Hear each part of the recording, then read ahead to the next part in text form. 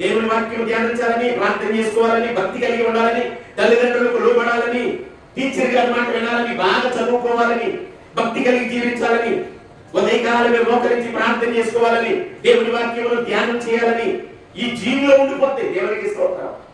ఈ వరమును దేవుడు అనుగ్రహిస్తాడు. అసలు హృదయంలో లేవాలి, నడవాలి అనే ఉద్దేశం లేదనుకోండి, లేపి ఎలా నడిపిస్తాడండి?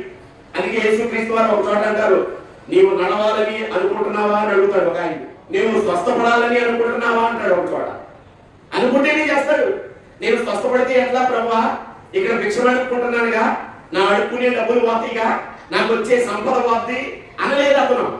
నేను లేచి నడవాలని అనుకుంటున్నాను కాబట్టి అతను లేపి నడిపించాడు. దేవునికి స్తోత్రం. ఆయన లేపి నిన్ను నడిపించాలంటే నీవు లేచి నడవాలనుకోవాలి. అది ఉండాలి.